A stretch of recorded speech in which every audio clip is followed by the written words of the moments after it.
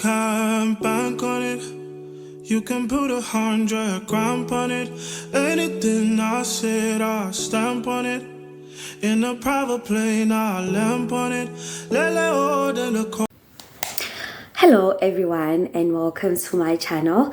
My name is Unongqubeko Ngwenya and I am a passionate social worker working in the disability sector here in South Africa. I also like to think myself as an advocate for children, especially children with special needs. So if you are a parent, a caregiver, an educator, if you are a therapist, a fellow social worker, or just someone trying to make sense of the different grants that we have in South Africa, this video is definitely for you.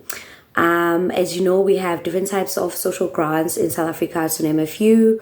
We have disability grant, we have care dependency grant, we have foster care grant, we have child support grant, we have old age grant, we have war veterans grant, we have social relief of distress grant, we have social relief, we have grant in aid. I don't know if I mentioned war veterans. We also have a top up. I don't know if those are all of the grants, but yeah. So for today's episode, I would like us to focus on two grants which I think are mostly misunderstood, or people interchange them for, or they actually switch, or like you would see someone is talking about a disability grant, and yet the specific grant that they're actually talking about is the care dependency grant. I do believe because they do have a great impact on families, and not to say that the others don't have a great impact on people, but because I work in the disability sector, and my clients are mostly children with disabilities or special needs, so those are the two that I would like to focus on today. I will actually go deeper into the other social grants, so maybe I'm going to create a series of some kind, but yeah, on today's episode I'm actually going to focus on a disability grant and a care dependency grant. A disclaimer nje before we go forward: I am not a SASSA employee. I do not work at SASSA. I think it's South African Social Security Agency. Yeah, so I do not work at SASSA. And into nje that people should know first things first, nje nakhona ukuthi these grants, they are applied for at SASSA offices, not outside of SASSA. Like ayingaphandle kwama-gate, or like ungena phakathi ema-office ka-SASSA, because most of the time people get scammed as well ngaphandle by people claiming ukuthi they work for SASSA. And oh, that is my phone ringing. So what I'm going to do is I will break down what each grant is, who qualifies, and what are the differences and similarities that these two grants have, and what to expect when applying or supporting someone who's going through the process. Without wasting any more time, let's get right into it.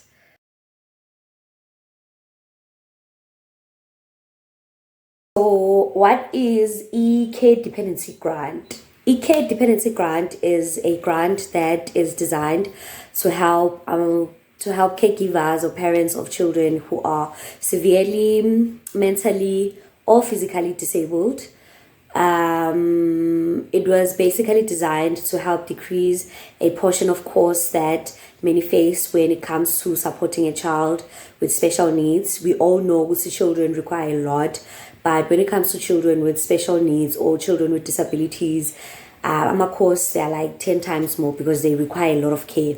So to qualify, the child has to be determined as someone who is going to need permanent care and support, and disability has to be confirmed through a medical assessment that will be done by a medical doctor from the state, and the person who applies, it can be a parent, foster parent, it can be a caregiver, or a primary caregiver of the child, but they have to be South African or permanent resident. They can also be refugees. They have to be residing in South Africa, so they have to be living in South Africa.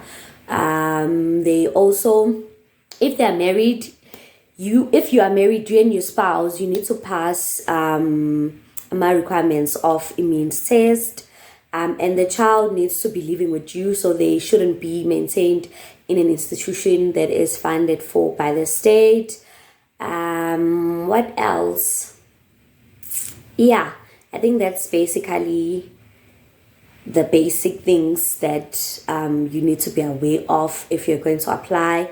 And then when it comes to the documents, I know that you need to have the person who's applying, they need to have their identity document, the ID, they need to have a birth certificate of the child. You need to provide, if you're working, a proof of income. I think that would be a letter or an affidavit that is a format Yarasasa. They will let you know more about it. You need to provide your 3-month bank statement. If you are married, you need to provide proof, marriage certificate. If you are divorced, then need divorce decree. If your spouse passed away, you need to provide a death certificate. Or nakhona futhi affidavit that is in format Yarasasa. They will let you know more about it. You also need to provide what's this? Permissible deduction, proof of permissible deductions. That would be your UIF. I think in our text zingena lapho. We also have, so it's UIF. I'm sorry, I'm looking at something over there. So it's a proof of permissible deductions that would include your tax, UIF, medical aid, your pension, provident fund, retirement annuity. Yeah, that is the gist of it.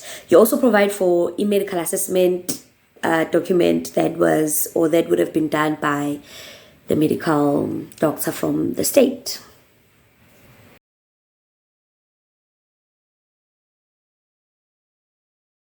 Now, we are on to a disability grant. So what is a disability grant? A disability grant is a social grant that is designed to help adults between the ages of 18 to 59 who have a mental or physical disability that is preventing them from working and supporting themselves financially. Fine. Now, the requirements, I think they are almost the same as for Ikheti Benefit Grant, but we'll go through them anyway. So first things first, obviously, a disability has to be confirmed by a medical state doctor. Medical doctor from the state. But it's not, medical state doctor or a medical doctor provided for by the state. You have to be a South African and you have to be residing in South Africa. You can also be a permanent resident as well or a refugee. You should not refuse work if you are given an opportunity to work, especially if your disability is physical. If you are given an opportunity to work, you should not refuse work. I don't know how SASSA finds that out, but they mostly do find out if you refuse a job because you are depending on a disability grant. So you should not refuse work. You need to be not living in an institution as well. So it's either you're living home or you're living at your own place. You also need to pass a means test along with your spouse if you are married. If you are not, then usually you can provide the affidavit stating that you are single, or if you are divorced, divorce decree. If your spouse passed away, again, a proof of a death or a death certificate. So yeah, I think basically that would be it. Another thing to note that I almost forgot about is a temporary and permanent disability. So we have a temporary disability. If disability yakho is going to last longer than 12 months, then it is considered as a temporary disability. You can still qualify for a disability grant, and then permanent disability, when from the get-go it is stated that your disability is permanent. But yeah, I should have noted that when I started in my introduction. But yeah, so now documents that you're going to need. Obviously, you're going to need your ID document. You're going to need your medical assessment information. You're going to need proof of income if you're working, or proof of assets as well. Your proof of permissible deductions, as I've stated before. That is your UIF, that is your tax, that is your medical aid. All of that. They also require a 3-month bank statement. And then what else? Yeah, I think that's just about it with a disability grant. Now we will go to similarities between the two grants.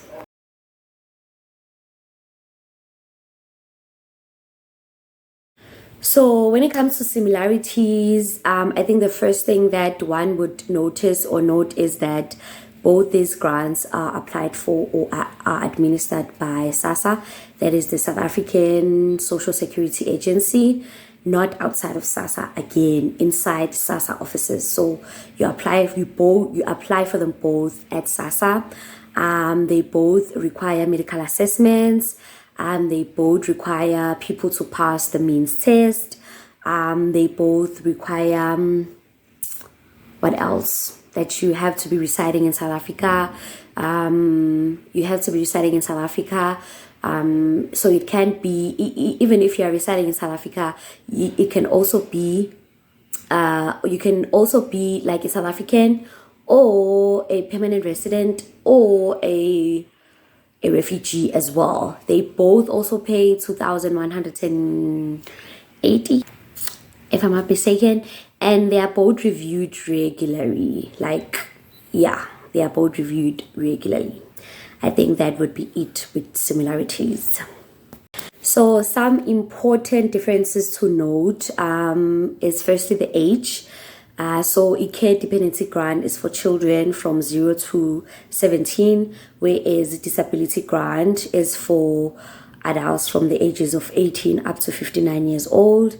Also, the person who applies for a care dependency grant, a caregiver or a parent or a foster parent or whoever, they apply on behalf of the child, whereas disability grant, the person has to apply for themselves.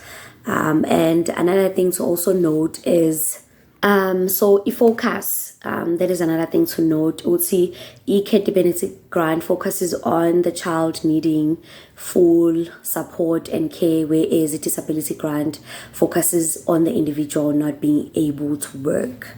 And then the last thing would be a means test. So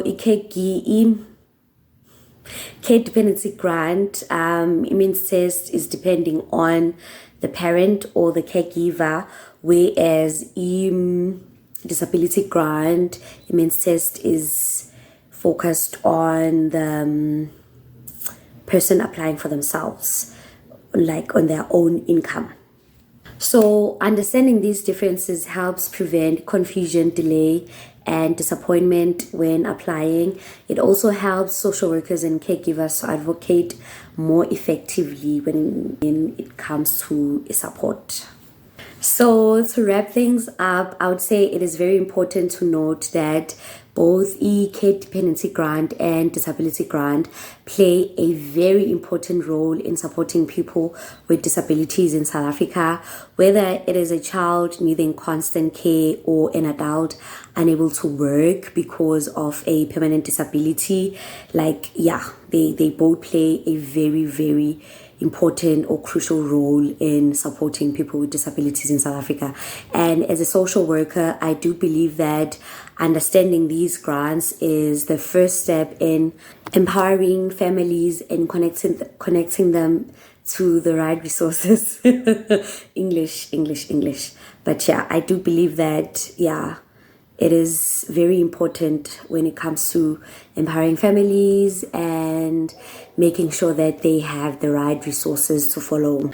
If you found this video helpful, please like, subscribe, and comment. And if you have any questions, please drop them in the comment section. I would love to help. I guess this is it for this episode, and I will see you guys next time when we will be talking about a child support grant and foster care grant. Bye.